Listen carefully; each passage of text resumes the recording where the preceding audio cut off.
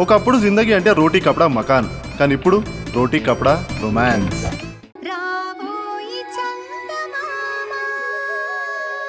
Excuse me, చెప్పండి madam. Doctor గారిని కలవాలి. ఎక్కడున్నారు? లోపల ఉన్నారు madam. Okay, thank you. Updates ఏంటి డాక్టర్? రుద్రాణి కండిషన్ ఏంటి ఇప్పుడు? వెంటిలేటర్ మీద ఉంది. ఆ పాయిజన్ వల్ల మల్టిపుల్ ఆర్గన్స్ ఫంక్షనింగ్ ఆగిపోయింది. తనని మామూలు స్థితికి తీసుకురావడం దాదాపు అసాధ్యమనే చెప్పాలి. అంత మాట అనకండి డాక్టర్. నేను ఇక్కడి నుంచి వెళ్తే రుద్రాణిని ప్రాణాలతో తీసుకుని వెళ్ళాలే తప్ప శవంగా మాత్రం కాదు. మీ బాధ నాకు అర్థమైందమ్మా. అందుకే ఢిల్లీ ఎయిమ్స్ నుంచి ఒక స్పెషలిస్ట్ డాక్టర్ని పిలిపిస్తున్నాను. యాక్చువల్గా ఆయన అక్కడికి సెమినార్కి వచ్చారు. నేను రిక్వెస్ట్ చేయడం వల్ల ఇక్కడికి వస్తానన్నారు. ఇదే మేము చేసే ఆఖరి ప్రయత్నం. చెయ్యండి డాక్టర్. నాకు రుద్రాణి బ్రతికింది అనే వార్త చెప్తే చాలు. కానీ ఆయన బాగా ఎక్స్పెన్సివ్. అవర్స్లో ఆయనకి పే చేయాల్సి ఉంటుంది. పర్వాలేదు డాక్టర్, మేం పే చేస్తాము. ఎంత ఖర్చు అయినా పర్వాలేదు, అది మేం చూసుకుంటాము. అలాగే.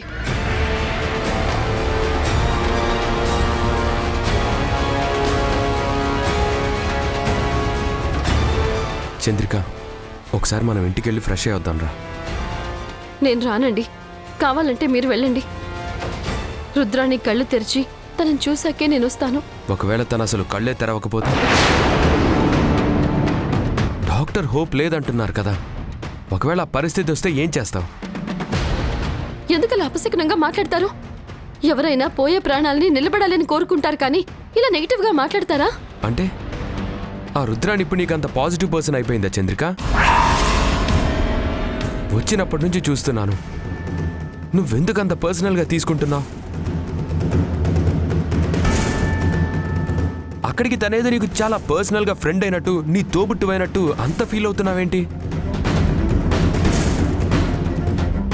కొన ఊపిరితో ఉందని హాస్పిటల్కి తీసుకొచ్చాం, ట్రీట్మెంట్ ఇప్పిస్తున్నాం. ఇక అంతకంటే ఇంకేం చేయాలి? దానికి మించి ఫీల్ అవ్వడం, దేవుడికి మొక్కుకోవడం, డాక్టర్స్ కాళ్ళు పట్టుకోవడం, చివరికి తిండి స్నానం నిద్ర అన్నీ మానేసి ఇక్కడే ఉండిపోతావా? అరే కనీసం ఇంటి దగ్గర పసిబిడ్డ ఉందనే ఆలోచన ఉందా నీకు? ఇదంతా చూస్తుంటే నీకు మరీ ఓవర్ యాక్షన్ చేస్తున్నట్టుగా అనిపించట్లేదా? అయితే వెళ్దాం పదండి. ఎక్కడికి? వెళ్ళి రుద్రాణిని మనమే పీక పిసికి చంపేసి అట్నుంచటే ఇంటికి వెళ్ళిపోదాం పదండి. ఏంటి చంద్రిక, ఏం మాట్లాడుతున్నావు? నేనంటుంది కూడా అదేనండి. అవతల ఒక మనిషి చావు బతుకుల మధ్య ఉంటే తన గురించి ఆలోచించడం మానేసి మన దారిని మనం పోదామంటారేంటి? ఇది మానవత్వం అనిపించుకుంటుందా? అలాంటప్పుడు అసలు ఇక్కడి దాకా తనని తీసుకురావడం దేనికి?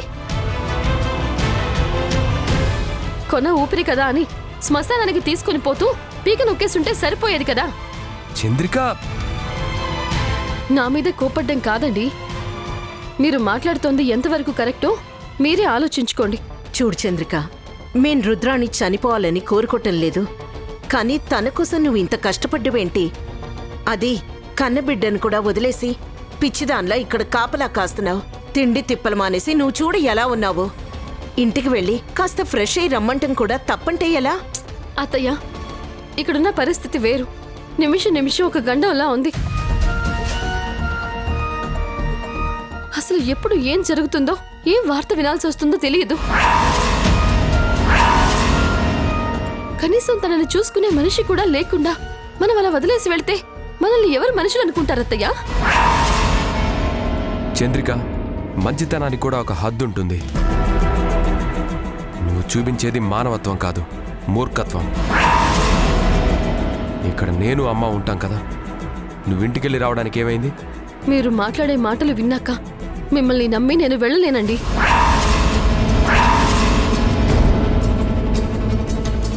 అప్పటికప్పుడు డాక్టర్స్తో మాట్లాడి నిర్ణయం తీసుకోవాలంటే అది మీ వల్ల కాదు, నాకు తెలుసు. అప్పుడైనా నేను రావాల్సిందే. మీరింకా రుద్రాణిని ఎందుకు శత్రువులా చూస్తున్నారు? తను మారిపోయింది. లేదంటే కిడ్నాప్ చేసిన అత్తయ్య గారి ప్రాణాలు తీయడం తనకి పెద్ద విషయం కాదు. అలాగే మీరు తాళి కట్టడానికి కూడా సిద్ధపడ్డాక హ్యాపీగా తాళి కట్టించుకోకుండా ఇలా విషయం తాగాల్సిన అవసరం తనకే ఉంది. తనలో మార్పు వచ్చిందండి. అయినా తను మారినా మారకపోయినా సరే సాటి మనిషి, అది మనకి తెలిసిన మనిషి చావు బతుకుల్లో ఉన్నప్పుడు తనని వదిలేసి వెళ్ళడం నాకిష్టం లేదు. నేను వెళ్ళను. మీరు ఏమనుకున్నా పర్వాలేదు, నేను మాత్రం రుద్రాణిని కాపాడుకొని చివరి నిమిషం వరకు నా ప్రయత్నం నేను చేస్తూనే ఉంటాను. మిమ్మల్ని ఎదిరిస్తే నన్ను క్షమించండి. చంద్రిక,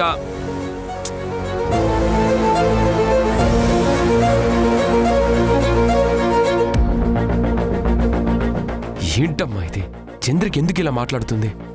అతి మంచితనం అనేది విషం కంటే ప్రమాదకరమైంది. అది అనుభవంలోకి వస్తే గానీ అర్థం కాదు. పద వెళ్దాం.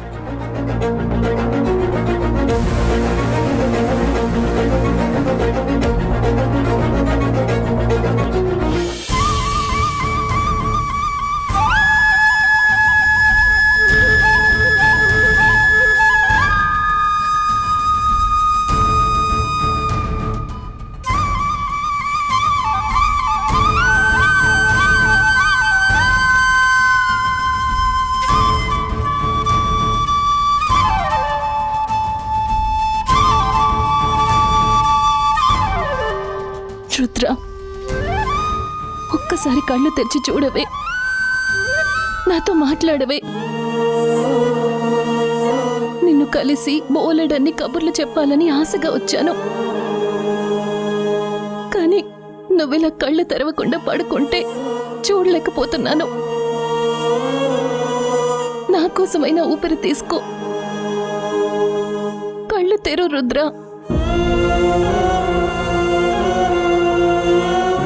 ఎక్స్క్యూజ్ మీ, మీరెవరు? రుద్రాణితో మాట్లాడుతున్నారు? నా పేరు నేత్ర, రుద్రకి చిన్నప్పటి ఫ్రెండ్ని. మేమిద్దరం చాలా కాలం కలిసే పెరిగాము. తనిక్కడికొచ్చింది, నేను ముంబైలోనే ఉండిపోయాను. రుద్రాణికి మీలాంటి ఫ్రెండ్ ఒకరున్నారని ఎప్పుడు చెప్పలేదే? తను చెప్పదండి. ఎందుకంటే తన పెళ్లి విషయంలో నాకు రుద్రాకి మధ్య చిన్న మాట పెరిగింది. పెళ్ళైన వ్యక్తిని పెళ్లి చేసుకుంటాను అంటే వద్దన్నాను. దానివల్ల నీ జీవితం నాశనం అవుతుంది, అయినా అతనితో ప్రేమేంటని వాదించాను. నా మాట వినలేదు. తన నిర్ణయాన్ని ఎదిరించానని నాతో మాట్లాడడం మానేసింది.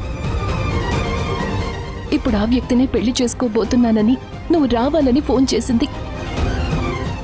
ఇన్నేళ్ల తర్వాత రుద్రాన్ని కలవాలి అని ఆశగా వచ్చాను.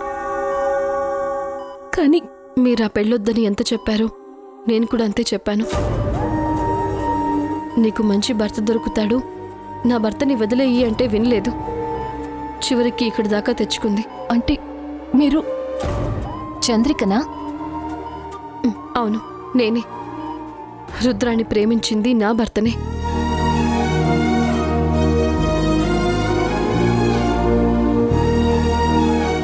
మీలాంటి ఫ్రెండ్ మాట వినలేదు. నేనెంత చెప్పినా వినలేదు. చేయకూడని పనులన్నీ చేసింది. చివరికి ఈ పరిస్థితి తెచ్చుకుంది. చంద్రిక, ఏంటి పరిస్థితి? మీరు రుద్రాణి చైల్డ్హుడ్ ఫ్రెండ్ నేత్ర ఢిల్లీ నుంచి వచ్చిందండి. భరత్ అంటే మీరేనా? మిమ్మల్ని మా రుద్ర పిచ్చి దానిలా ప్రేమించింది.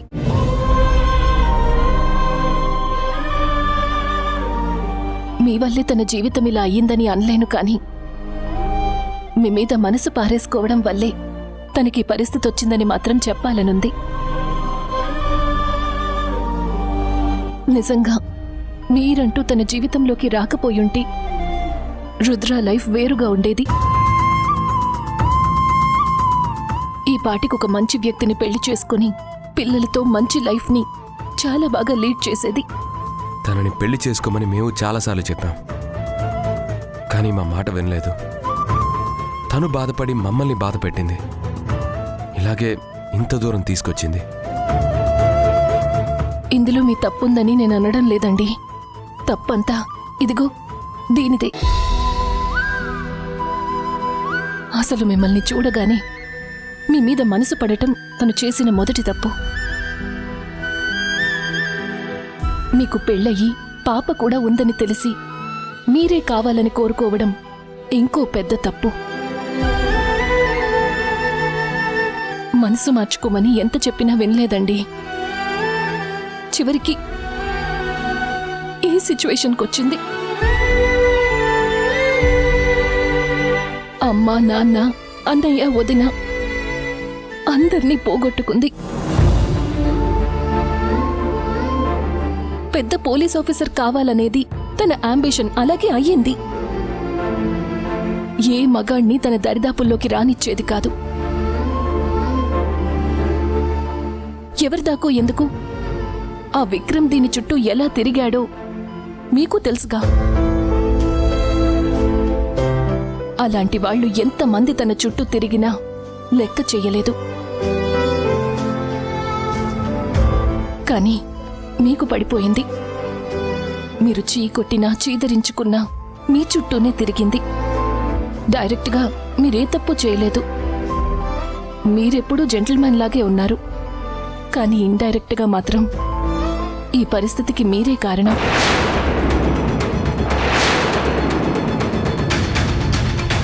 I'm sorry. నేను మిమ్మల్ని బ్లేమ్ చేయడం లేదు.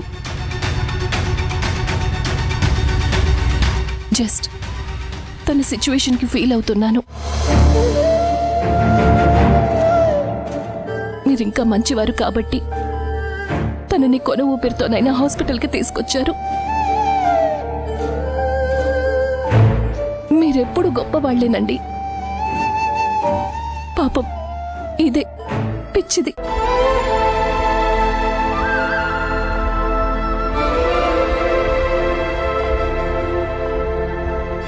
ఇప్పుడు అర్థమైందా ఎందుకు రుద్రాణి బతకాలి అని కోరుకున్నాను? ఈ రోజంటే రుద్రాణి గురించి తనకి తెలుసు కాబట్టి ఈ సిచ్యువేషన్కి డైరెక్ట్గా మీరు కారణం కాదు అంది. అదే నిజానిజాలు తెలియని వాళ్ళు ఏమంటారో తెలుసా? ఖచ్చితంగా ఇందులో మీ తప్పుంది, మీ వల్ల ఒక ఆడపిల్ల ప్రాణం పోయింది అంటారు. ఆ నింద మీ మీద పడకూడదు. తన ప్రాణం నిలబడితే తన జీవితం తనది, మన దారి మనది. మీరేం ఫీల్ అవ్వకండి. ఎవరికి మీ గురించి తప్పుగా మాట్లాడే అవకాశం రానివ్వను. పదండి.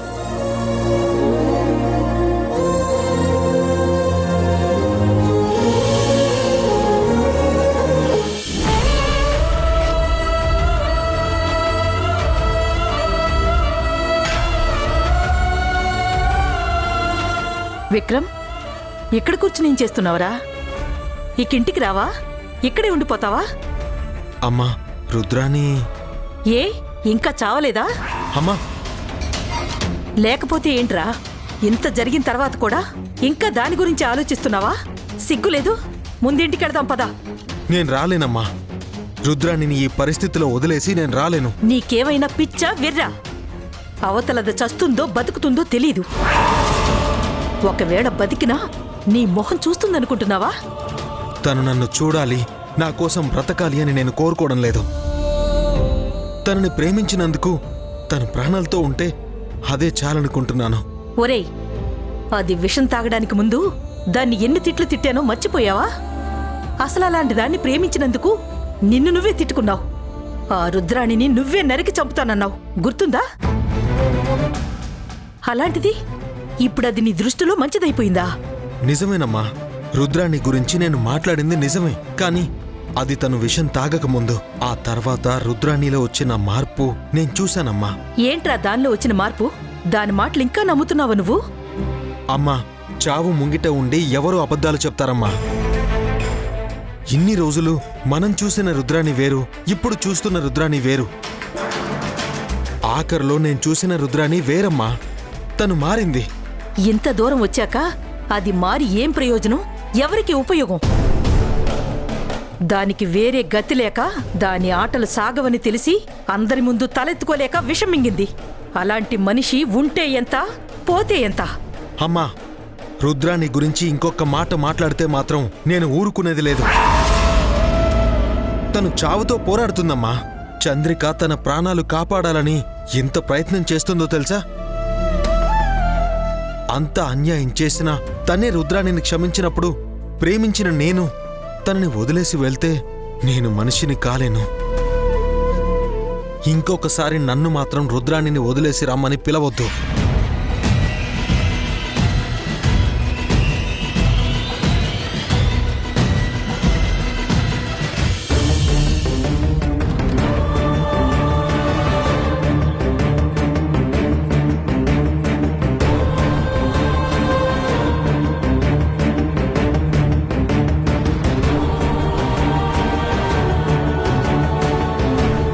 చంద్రిక్ గారు, ఏంటండి పరిస్థితి? డాక్టర్స్ చూస్తున్నారండి, ఇంకా ఏం చెప్పలేదు. స్పెషలిస్టులు వస్తున్నారని చెప్తున్నారు, అందుకే వెయిట్ చేస్తున్నాము.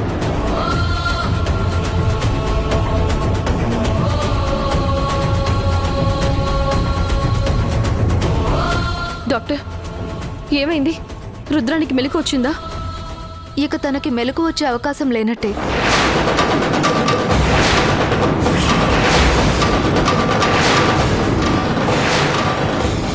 డాక్టర్, ఏం మాట్లాడుతున్నారు? మీరు ఎలాగైనా తన్ని కాపాడుతానని చెప్పారు కదా, స్పెషలిస్ట్ ఎవరినో పిలిపిస్తానని చెప్పారు కదా డాక్టర్. ఇప్పుడు ఎవరిని పిలిపించినా యూజ్ లేదండి. ఆయనకి రావాల్సిన అవసరం లేదని ఇన్ఫార్మ్ చేశాం. అదేంటి డాక్టర్? అవును, ఉపయోగం లేనప్పుడు ఆ డాక్టర్ అయినా వచ్చి చేసేదేముంది? ఒక రకంగా చెప్పాలంటే షీఈ్ క్లినికల్ డెడ్ అని చెప్పాలి.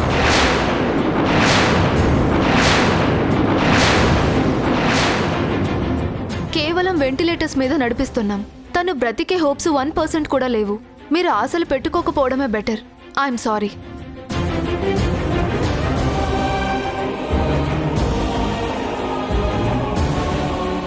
రుద్ర, ఎంత పని చేసావు రుద్ర. మన ప్రయత్నం మనం చేశాం. ఇంతకంటే ఇంకేం చేయగలం? మన చేతుల్లో లేదు కదా. నువ్వు బాధపడకు.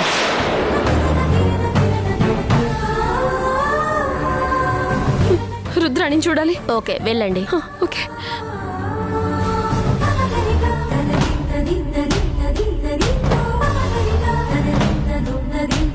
రుద్రాణి, ఏంటి రుద్రాణి, ఎందుకు ఇలా చేశావు? నీ పంతం నెరవేర్చుకోవడం కోసం ఎంత దూరం వెళ్ళావు? తప్పో ఒప్పో నువ్వు అనుకున్నది సాధించుకుంటావు అనుకున్నాను. ఆఖరి నిమిషంలో అంతా మార్చేశావు. మీ ఇద్దరూ బాగుండండి, భరత్ని నీకు బహుమతిగా ఇస్తున్నాను, తీసుకో అన్నావు. మేమిద్దరం కలిసి ఉండాలని కోరుకొని నువ్వు మాత్రం మాకు దూరం అవుతావా రుద్రాణి? నీ ప్రాణాలు తీసుకున్నాక మేం మాత్రం ఎలా సంతోషంగా ఉంటాం చెప్పు? మా ఇద్దరిని కలపడం కోసం నీ ప్రాణాలు బలి తీసుకున్నావు అనే బాధ మా ఇద్దరిని జీవితాంతం వెంటాడుతూనే ఉంటుంది. ఆ బాధతో నేను బతకలేను. నీ తప్పులు నువ్వు తెలుసుకొని మంచి మనిషిగా మారావు. ఇలాంటి సమయంలో మాకు దూరం అయిపోతావా? నువ్వెంత మొండి మనిషివో నాకు తెలుసు.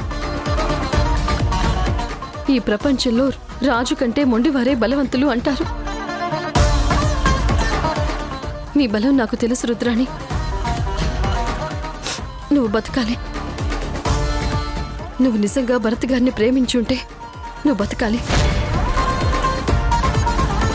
నువ్వు ఏదైతే కోరుకొని విషం తాగి ప్రాణత్యాగం చేయాలి అనుకున్నావో, నువ్వు చనిపోతే ఆ కోరిక నెరవేరదు. మారిపోయిన రుద్రాణిని బ్రతికించుకోలేకపోయావు అనే బాధ మమ్మల్ని జీవితాంతం వెంటాడుతూనే ఉంటుంది రుద్రాణి. నువ్వు బతకాలి, మా కోసం నువ్వు బ్రతకాలి.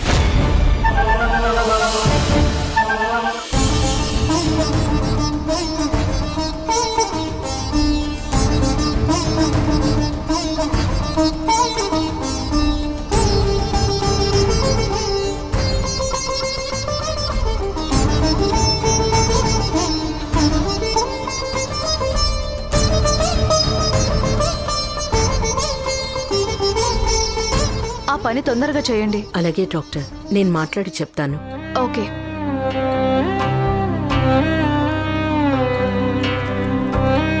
భరత్, ఏంటమ్మా? డాక్టర్ గారు ఏం ప్రయోజనం లేదు అంటున్నారా? కేవలం ఆ వెంటిలేటర్స్ పెట్టి రోజులు పొడిగించటం తప్ప తను బ్రతికే అవకాశం లేదు అంటున్నారు.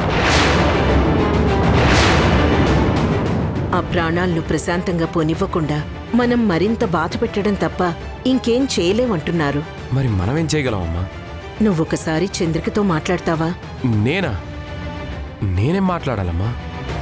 ఆ ప్రాణాన్ని ఇంకా ఎందుకురా బాధ పెట్టడం? కనీసం పోయేటప్పుడైనా ప్రశాంతమైన చావుని ప్రసాదించాలి. చంద్రిక ఒప్పుకుంటే వెంటిలేటర్ తీసేయమని చెప్దాం. లేదమ్మా, చంద్రిక దానికి ఒప్పుకోదు. కానీ ఇలా ఎన్ని రోజులని వెయిట్ చేయాలరా? డబ్బైతే ఎంతైనా పెట్టగలం, కానీ పోయే ప్రాణాన్నైతే తిరిగి తీసుకురాలేం కదా. నిజమేనమ్మా, కానీ చంద్రిక... నా బాధంతా తన గురించేరా. ఎంత చెప్పినా వింటం లేదురా.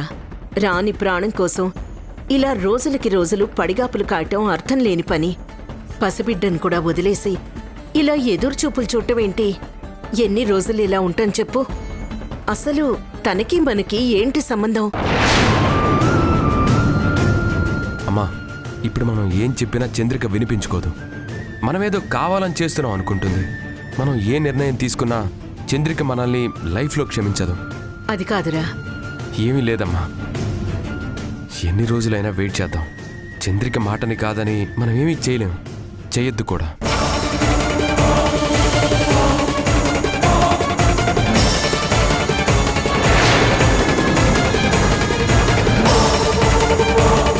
మీరంటే తనకి పిచ్చండి. మీకోసం ప్రాణంగా ప్రేమించిన జాబ్ని వదులుకుంది. సొసైటీలో అందరి చేత అనరాని మాటలు అనిపించుకుంది. మీ భార్యగా ఒక్క నిమిషం బ్రతికితే చాలని నాకు చెప్పేది. ఇదంతా మాకు తెలుసు కదా నేత్ర. ఇప్పుడు మమ్మల్ని ఏం చేయమంటావు అది చెప్పు. నిజంగా తీరుస్తారుగా? మాటివ్వండి. మాటివ్వటం ఏంటండి? ఇంత చేసిన వాళ్ళం తన ఆత్మశాంతి కోసం ఆ మాత్రం చేయలేమా? రుద్ర మెడలో తాళి కట్టండి.